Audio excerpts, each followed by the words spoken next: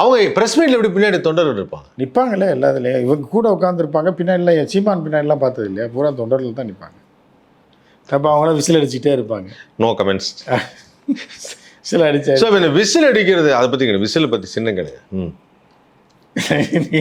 சும்மா கேளுங்க. விசில் வச்சு என்ன பண்ண போகிறீங்க? விசில் தான் எங்களுடைய சின்னங்க. இப்போது இளைஞர்கள் எல்லாருக்குமே உற்சாகம் ஊட்டுறதுங்கிறது அந்த விசில் தான். ஒருத்தரை பார்த்தோன்னா ஒரு ஆபத்துன்னா கூட விசில் அடித்தாதாங்க அந்த 10 பேர் வருவாங்க. அந்த ஆபத்துலேருந்து நான் மக்களை காப்பாற்றணுங்கிறதுக்காக தான் அந்த விசில் வச்சுருக்கேன். என் மக்கள் எல்லாரும் அந்த விசில் வச்சுருப்பாங்க. ஆபத்துனா அந்த விசில் அடிப்பாங்க. வீட்டில் அடிக்க ஒவ்வொரு வீட்டில் விசில் அடிக்க நீங்கள் போவீங்களாங்க? ஆமாம், குக்கரில் விசில் அடித்தா கூட நாங்கள் வருவோம். குக்கரில் விசில் அடித்தாலும் வருவோம், பால் குக்கரில் விசில் அடித்தாலும் நாங்கள் வருவோம். விசில்னாவே நாங்கள் வருவோம். ஒரு பாதுகாப்புங்க. இப்போ போலீஸே விசில் அடிக்கிறாங்க, பாதுகாப்புக்காக அடிக்கிறாங்க. அந்த மாதிரி நாங்கள்லாம் பாதுகாப்பின் சின்னமாக அந்த விசில் வச்சுருக்கோம். சரி, ரொம்ப சந்தோஷம். அவங்க பேட்டி அருமையான ஒரு பேட்டி கொடுத்துருக்கேன். வணக்கம். இல்லை, இது விஜய் நீங்கள் நேரில் பார்த்தா முடிஞ்சிச்சு நினச்சி ஆஃப் பண்ண போகிறேன். இன்னும் ஒரு 5 நிமிஷம் இருக்கு, 2 எபிசோடு தேராது. ஐயோ, ஒரு பேட்டி எடுக்கிறோம், பேட்டி கொடுத்துட்டோன்னே ஆஃப் பண்ண போறாப்ல. சும்மா ஒரு பேச்சுக்கு நான் சொன்னப்பா அது என்ன மாதிரி கேள்வி கேட்பாருன்னு. ஏன்னா ஒரு கேட்க மாட்டோம், அங்க கேட்கறது வேற மாதிரி இருக்கும். ஏதாவது ஒரு பயங்கர ஒரு அதாவது ஒரு கியூரியாசிட்டி தான் வச்சுக்கோங்க. ரொம்ப சீரியஸாக கேட்குறேன். ஒரு பத்திரிகையாளர்கள் எப்பவுமே ஒரு லாக் பண்ணுற மாதிரி தான் ஒரு கேள்வி கேட்பாங்க இல்லையா? அப்படி உங்கள் மனசில் நீண்ட காலமாக இப்போ விஜய் அரசியலுக்கு வந்ததை நினச்சி. ஆனால் விஜயை மட்டும் நீங்கள் லாக் பண்ணவே முடியாது. ஏன்? நீங்கள் பிஜேபி இந்த தமிழ்நாட்டில் வந்ததுக்கப்புறம் அண்ணாமலை போன்ற தலைவர்கள்லாம் உருவானாங்க, மிகப்பெரிய தலைவர்கள். அண்ணாமலை, பானதி சீனிவாசன், அப்புறம் நம்ம முன்னாள் கவர்னர் தமிழிசை, இவர்கள்லாம் வந்ததுக்கப்புறம் என்ன ஆச்சுன்னா, நீங்கள் கேள்வி கேட்டு நீங்கள் பதில் சொல்ல முடியாமல் திணறதுக்காக தான் கேள்வி கேட்பாங்கன்னு நினைப்பீங்க. நீங்கள் கேட்குறதுக்கு வேறு மாதிரி பதில் சொன்னாங்கன்னு வைங்க, புரியுதா உங்களுக்கு? அப்படி சொல்லும்போது நீங்கள் கேள்வியை கேட்க முடியாமல் ஆயிடுவீங்க, புரியுதா உங்களுக்கு? இப்போ ஒரு எக்ஸாம்பிளுக்கு என்ன, இப்போ பாரதிய ஜனதா கட்சி ஆளுற மாநிலத்தில் பூரா சாராயம் ஓடும், பல பேர் செத்து போயிடும். ஆனால் இங்கே உள்ள இந்த பைத்தியங்கள் இங்கே சொல்லும், டாஸ்மாக் கடை திறந்து வைத்திருக்கிறார்கள், நாங்கள் வந்தால் மூடுவோம் அப்படின்னு. அப்போ இது முழுக்க பொய்யும் தெரியும். நீ ஆளுற மாநிலத்தில் பூரா திறந்து வச்சுருக்க, கர்நாடகாவில் திறந்து வச்சுருக்க, பாண்டிச்சேரியில் சாராயத்தை முன்னே பிச்சை தான் எடுக்கணும் வச்சுக்கிட்டு இங்கே துணிச்சலாக அந்த பொய்யை சொல்லுவாங்க, புரியுதா உங்களுக்கு? இப்போ அண்ணாமலை பார்த்தீங்க அப்படின்னா, நான் செருப்பே போட மாட்டேன்னு ஒரு மாதம் கழித்து செருப்பு போட்டு சுற்றிட்டு இருக்கோம். ஆறுக்குள்ள ஷூ இருக்கும், ஷூ போட்டுருவாங்க, செருப்பு தானே போட மாட்டேன்னு சொன்னேன். இந்த மாதிரி பைத்தியங்களை வச்சுட்டு பொய்யும் புரட்டு பித்தலாட்டம் சொல்லும்போது நீங்கள் கேள்வியே கேட்க முடியாது. அதுதான் விஜயும் அதோட இன்னொரு உருவம் தான். நீங்கள் ஒன்று கேட்டீங்க அப்படின்னா அவர் வேறு மாதிரி சொல்லுவார். இப்போ அவங்க அந்த பைத்தியங்களே உள்ளே இருக்குது. ஏன் விஜய் ப்ரெஸ் மீட் கொடுக்க மாட்டாருன்னா, மு.க. ஸ்டாலின் அவர்களை ப்ரெஸ் மீட் கொடுக்க சொல்லுங்கள், அடுத்த நாளே அவர் கொடுப்பார். இவர் தான் நிறைய கொடுத்துருக்காரு. அது நின்றுட்டு பேசக்கூடாதான், உட்காந்து அவர் பேட்டி கொடுக்கணுமா, கேட்குற கேள்விக்கெல்லாம் பதில் சொல்லணுமா.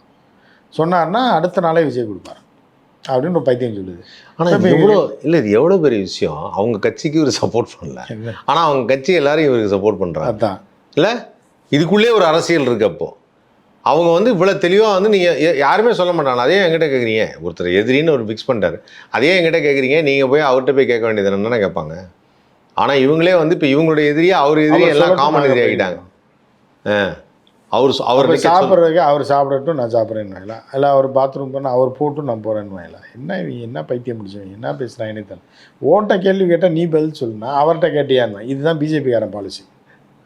நீங்கள் எதாவது கேட்டிங்கன்னா நீங்கள் இதை மு.க. ஸ்டாலின்கிட்ட கேட்பீங்களா, உதயநிதி ஸ்டாலின்டே ஓன்ட்ட கேட்குறதுக்கு பதில் சொல்கிறேன், அதுக்கப்புறம் நாங்கள் அங்கே போய் கேட்குறோம். ஆனால் அந்த ஐடியா எனக்கு பிடிச்சிருக்குண்ணே, அப்படியே டைவெர்ட் பண்ணி விட்டுறது. இல்லை, இந்த ஐடியா நல்லா இருக்கு. இனிமேல் யாராவது என்கிட்ட கேள்வி கேட்டால் நான் சொல்கிறேன், முதல்ல அவங்கள்ட்ட கேட்டீங்க பயில் வாங்குறேன்னா என்கிட்ட கேட்டீங்க, முதல்ல அவங்கள்ட்ட கேளுங்க, அப்புறம் என்கிட்ட. அந்த மாதிரி பைத்தியங்கள்ட்ட முதல்ல கேட்டு என்கிட்ட வாயா அப்படின்னு. உங்களுக்கு பதில் தெரியலன்னா அப்படி தான் பண்ணும். இல்லை, எதுக்கு நம்ம பேசணும், இது தட்டி கடிச்சிட்டே போகலாம்ல. அதுதான் பண்ணிட்டு இருப்பாங்க நீ பிஜேபி. ஏன்னா இந்த மாதிரி விஷயத்தையும் நம்ம கற்று தராங்கல்ல. நம்ம எதுக்காக நேர்மையாக இருக்கணும், எதுக்கு போய் எல்லாத்தையும் ஓப்பனாக சொல்லணும், எதுக்கு தேவையில்லாம் இப்படியே சொல்லலாம். நீங்கள் அவங்கள்ட்ட கேளுங்க, அதுக்கப்புறம் என்கிட்ட கேளுங்க. இல்லை, 13ஆம் தேதி ஒரு மாபெரும் திரைப்படம் ஒன்று வெளிவருது. அது இந்த மாநாட்டை டிஸ்டர்ப் பண்ணுமா பண்ணாதான்? என்ன படம்? டிஆருடைய உயிருள்ளவரை உஷா. இல்லை, அதுக்கு இப்போ உள்ள ஜென்ரேஷன் பார்க்க மாட்டாங்க, போவான். ஆனால் இதில் இன்னொரு விஷயம் இருக்குது. டிஆரோட உயிரிழ உஷா 13ஆம் தேதி பார்த்தாங்கன்னா 14ஆம் தேதி மாநாட்டுக்கு போக மாட்டாங்க, வீட்டிலே இருந்துடுவாங்க.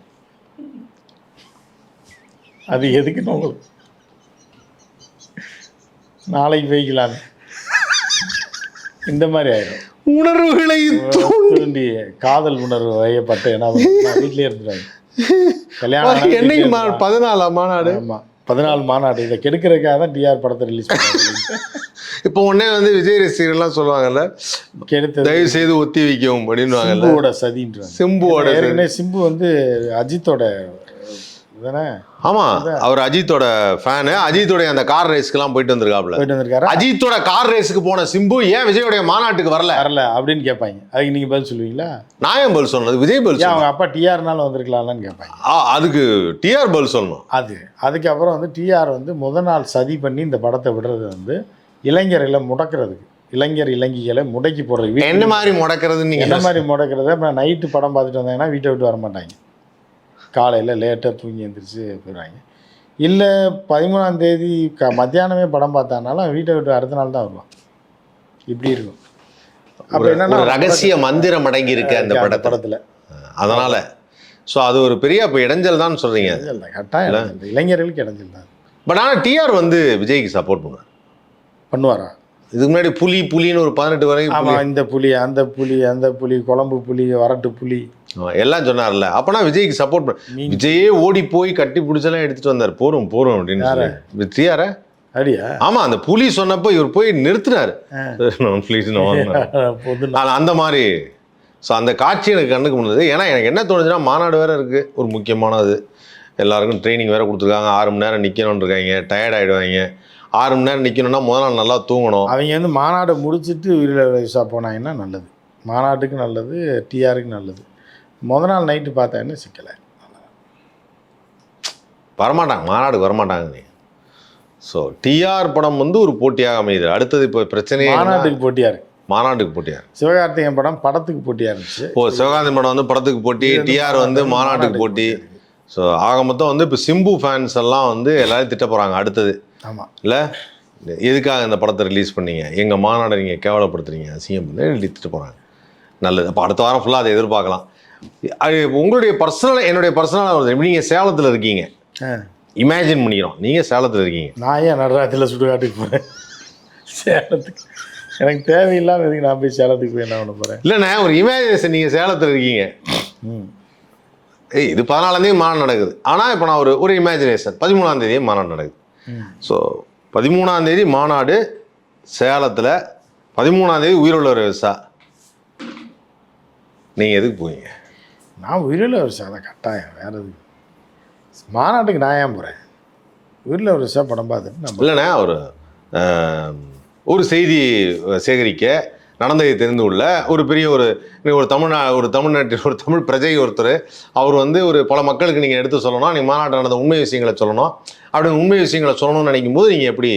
அது உயிரில் வருஷா படம் பார்த்துட்டு ஃபோனை ஆன் பண்ணி வச்சா லைவில் வரப்போகுது, ரெண்டையும் பார்த்த மாதிரி ஆயிடும். மாநாட்டுக்கு போனீங்கன்னா உயிரில் வருஷா பார்க்க முடியாது. உயிரில் வருஷா படத்துக்கு போனீங்கன்னா மாநாட்டை பார்க்கலாம் ஃபோனில். புரியுதா? ஒரே கல்லில் 2 மாங்க. எஸ், நன்றி. மாநாடை பற்றியும் உயிருள்ள விவசா எந்த அளவுக்கு மாநாடை டிஸ்டர்ப் செய்யுங்கிற பற்றியும் ப்ரெஸ் மீட் பற்றியும் ரொம்ப சிறப்பான ஒரு விஷயத்தை சொன்னீங்க. இருந்தாலும் அந்த படத்தை பார்த்துட்டு பிறகு நம்ம மறுபடியும் நிறையா பேசுவோம். இதுவரை எங்கள்கிட்ட இந்த விஷயத்தை பகிர்ந்துக்கிறதுக்கு ரொம்ப நன்றிண்ணே. நன்றி, தேங்க்யூண்ணே.